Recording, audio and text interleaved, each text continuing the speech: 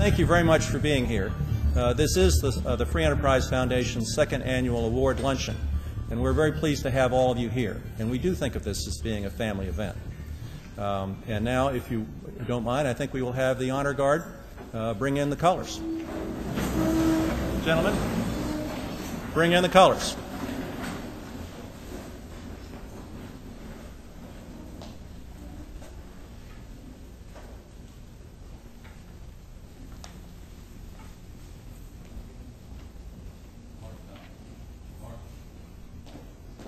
Could I have General Siegling come forward?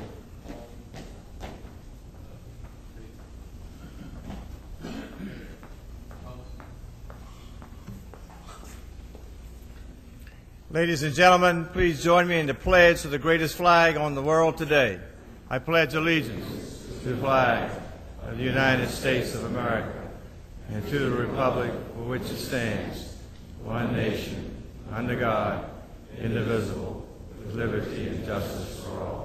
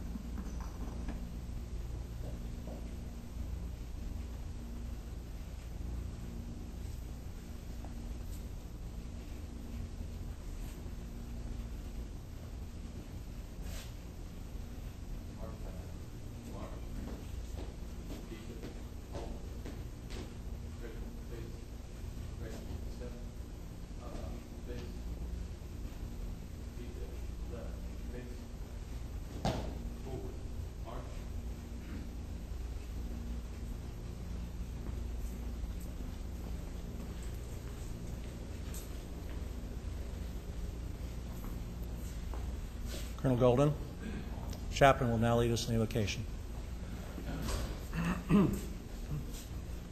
Let us pray. Eternal God and our Heavenly Father, we give you thanks not only for this day, but for this privilege we have as citizens of the United States, friends engaged in the great enterprises of life, to gather together for this luncheon. All good things come from you. I acknowledge that we don't necessarily merit it, that you cause your grace and mercies to fall upon the just and the unjust. But for the blessings that we have, we celebrate. We give you thanks for this food of which we're about to partake. We also thank you. In your holy name, amen. There is an explanation that describes the Free Enterprise Foundation that's in your brochure here, your program. My chairman has reminded me that I need to talk about that some, because to many people it's confusing. What is a think tank? Because that's really what we are. We're a think tank. We try to put forth the best thought on those issues that are at the center of our civilization. Ladies and gentlemen, we really are in a war. And you, as members of this family, are on the side of the good guys. The essential virtues that have propelled this country forward are being tested in so many different ways, not only by a messianic war against us, but essentially by our own success. In our success and in our tolerance, we seem to take the approach that everything is okay, and I'm afraid that essentially that our civilization essentially is bearing the scars of that. It's not that we're not free, it's a question of judgment.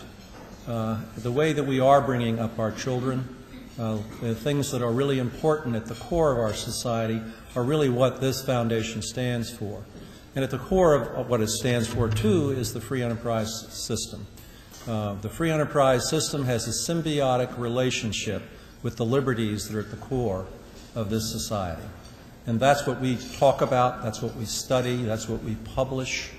We're about to have our first peer-reviewed journal, which we're doing in conjunction with the Citadel, called Best Practices. which is exactly where we all ought to be headed, which is best practices. We have our magazine, which you have a copy of, which is an improvement. I would love it to be 100 pages. And indeed, we can find material to fill 100 pages. But we're new. We operate largely on in-kind contributions. For that, I really need to thank the Citadel for their wonderful support of us in terms of being our home. It also is a wonderful laboratory for me. Teaching courses with the cadets, including one which I call Law and Ethics for Leaders of Principle, has given me a great chance to work directly with these young people. And I must say the ones I've found at the Citadel have been just terrific. I have 60 papers, which are I've done about half of them, which are really on the code of a leader of principle. And the stuff that I'm finding in there from their hearts. I told them going in, there's no wrong answer here. We've had a good portion of this course which has dealt with building what is important. What are those values that bind us together? What are the ones that will endure, that will allow us to really overwhelm and get past the challenges that we have as a society? That's where you need to be.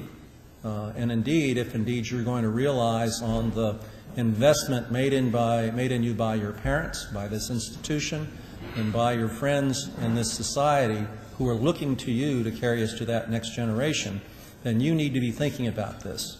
And we do, they do, and they've done a terrific job on these papers. I think that we're winning the battle. And I think that as the Free Enterprise Foundation, as its think tank grows, that you will see us have even more impact. We have up till now operated largely on in-kind contributions. We're getting to a stage of development now that we have passed our 4th year and are going into our 5th, where some of the projects that we've had down on our list of things to do are actually going to require real investment. We have one that I'm continuing to work on in terms of reinstituting Charleston, not just simply for its beauty and as a tourist place, but for the quality of our thought.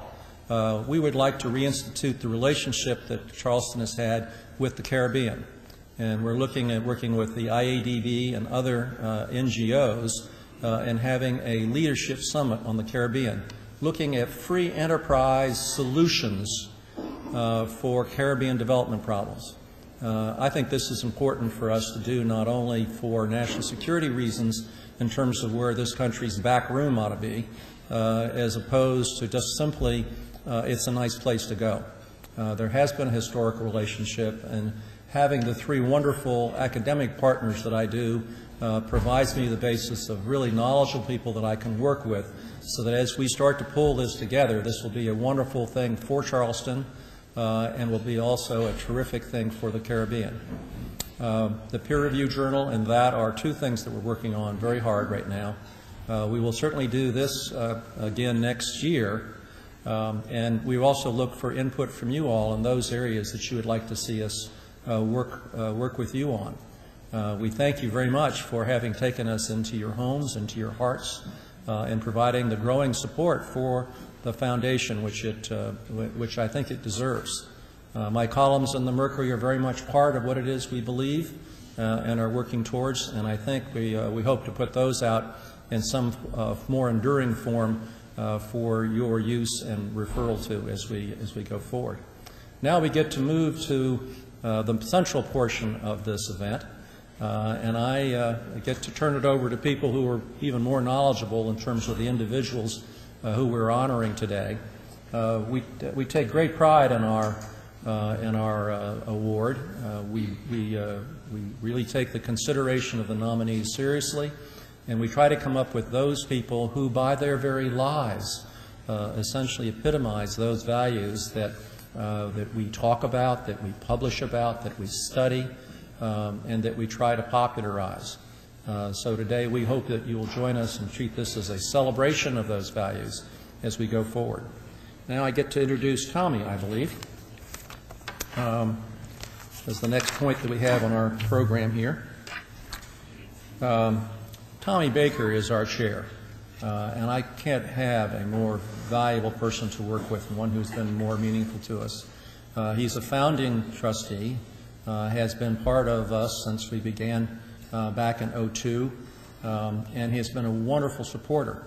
I really couldn't have gotten half of what I've gotten done if Tommy hadn't supported us with Baker Free Enterprise Foundation Fellows.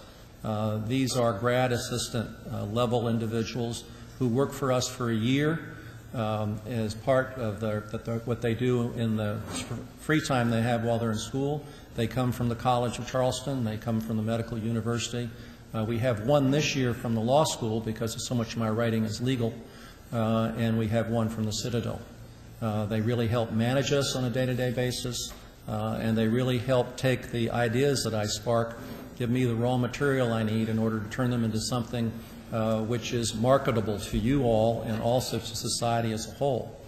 We are right now in the midst of a major upgrade for our website, which is one of the main ways that we communicate with people here and elsewhere, so that every single piece of paper will have a meta on it. Every piece will be tagged. And when every piece can be found, all of a sudden, all the material that we've been generating will be fully available and searchable, and I think will have a major impact on what's going on with us. It's Tommy's help has really made that helpful. We couldn't have done it without him. We know Tommy for Baker Motors, but we also know him for the support he's given to many hospitals and other organizations in this city. He came from the other side of the river, so I guess he's from off as well. Since he came from Mount Pleasant, I guess, do we accept him as being Charlestonian? Well, we should.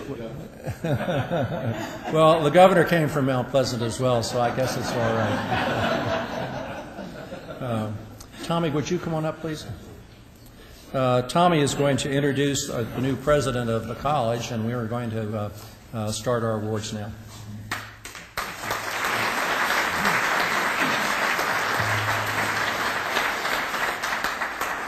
Governor, are we Charlestonians or Mount Pleasant folks? Hungry Necks. Hungry Necks. We're Hungry Necks. Glad we got that out of the way. What a great day, the three universities, the collaboration among the three schools, and the dialogues that have been going on for a few years is magnificent, and I think we all feel good about it. I think the three universities do. We have three families that are recipients of our award today, which represents and exudes who we are, and so it's just a great day. And I have the privilege of introducing the new president of the College of Charleston and a little on his background, if I may. P. George Benson, the 21st president of the College of Charleston, and he became president February the 1st of this year. A native of Lewisburg, Pennsylvania, President Benson received his bachelor's degree in mathematics from Bucknell. In '68, he did grad work in operations research engineering at the School of New York University, and he received his Ph.D. in decision science from the University of Florida in 1977. From 1998 to 2007, he was dean of the Terry School of Business at the University of Georgia. From 1993 to 1998, he served as the dean of Rutgers Business School at Rutgers University. In 1996, Business News New Jersey named Dr. Benson one of the top 100 businessmen in the state of New Jersey. From 77 to 93, he was a faculty member at Carlson School of Management at the University of Minnesota. Prior to that, he was a member of the technical staff at AT&T, Bell, I want to say Bell South, that's just because we're from the South, Bell Telephone Laboratories at New Jersey. In his first job after college, President Benson worked for the United States Army Security Agency in Arlington, Virginia, as a management analyst. In the late 90s, President Benson served 3 years as one of 9 national judges for the Malcolm Baldrige National Quality Award. And if you know anything about that, that's the epitome of and the height of not only business, but the way any organization should be run. And I'm very familiar with it, and to have a man of this character is phenomenal. To think the quality of things that can be done, and that there are such levels that are beyond most of our dreams. He was appointed by the United States Secretary of Commerce Board of Overseers for the Baldrige Award, and in 2005 he was named chairman of the Board of the Overseers. President Benson serves on boards of directors at the AGCO Corporation headquartered in Duluth, Georgia, Nutrition 21 Incorporated, the Purchase in New York, Crawford and Company of Atlanta, Signal One Safety of Atlanta, and Athens First Bank and Trust of Athens, Georgia as well. He's co-author of one of the leading textbooks in business statistics. Prentice Hall published the 9th edition of his book in 2005. He has a bi-monthly column in the Georgia Trend magazine for the past 8 years. Interestingly, he does come from a great academic background. Not only was his father a professor, his grandfather on both sides were professors, a little byproduct there. And he has a lovely wife, Jane, and 3 children. And folks, our new president, George Benson.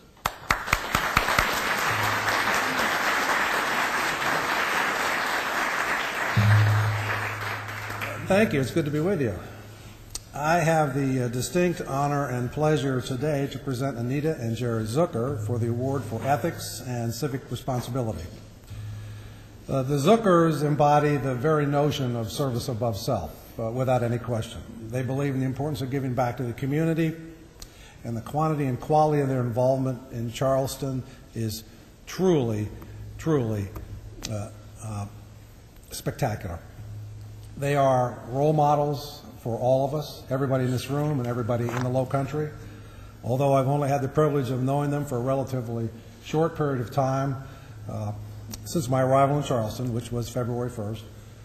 What I do know about them, what was really evident to me from the first moment we spoke, is that they are, without question, agents of change for all of us in our community. When they see something that somebody needs, they help. They give, whatever it might be, providing not only resources, but something even more valuable. They share of themselves, their time, their ideas, their desire to continuously improve whatever it is they touch. There's not enough time to list all of the ways in which Anita and Jerry have served our community and continue to serve our community, but I have picked a few highlights to indicate for you today. Among the many causes that they are associated with are the South Carolina Research Institute, the Community Foundation, the South Carolina Aquarium, the MUSC Foundation for Research Development, Hotline of Charleston, now 211 for United Way, and many, many College of Charleston advisory committees. Anita and Jerry's individual interests have played an important role in their community service. Anita graduated with a degree in education from the University of Florida and later earned a master's degree in educational administration and supervision from the University of North Florida. Anita was a school teacher for more than 10 years and continues her passion for teaching by being a leader in several educational organizations. She is the past chair of the Education Foundation of the Charleston Metro Chamber of Commerce, past president of the Charleston Rotary Club, a participant in the School to Work Task Force, and past vice president of the Education Council and the Business Education Partnership Committee. Jerry was a triple major in undergraduate school, mathematics, chemistry, and physics at the University of Florida, and then earned a master's degree in electrical engineering, also from Florida. In true triple major fashion, Jerry still keeps his interests just as varied as he does in college, and I know if any of you have spent any time at all with Jerry, you know that.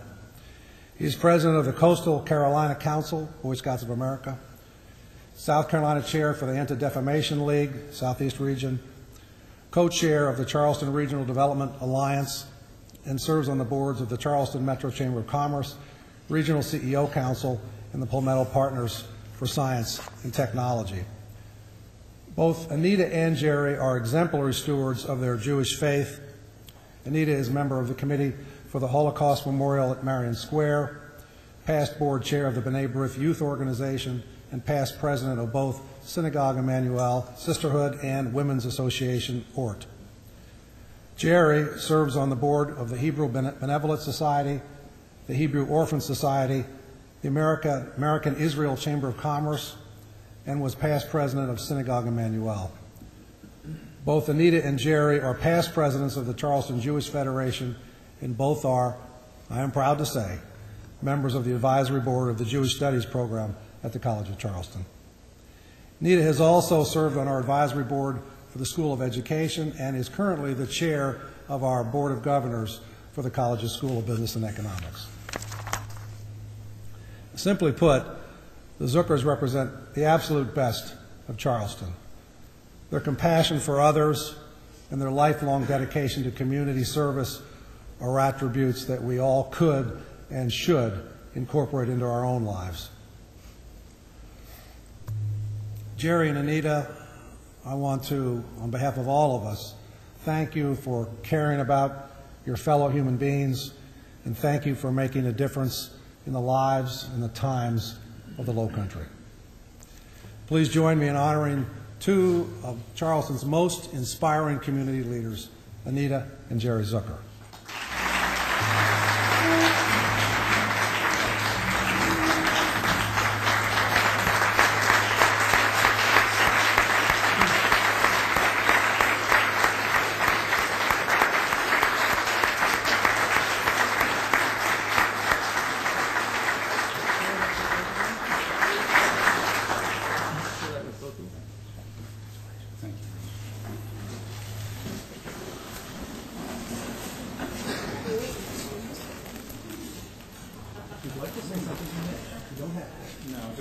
Just want to say thank you very much for the unexpected honor.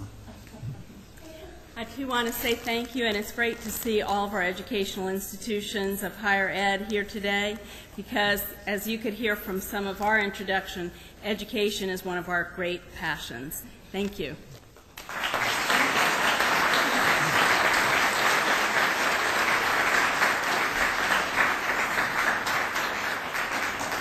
I neglected to say what it has on here, but you can see essentially this is the star, which is our trademark symbol. And down below it says, "For a lifetime of selfless service, exhibiting the highest standards of ethics and civic responsibility." I can't think of any two people who deserve that more.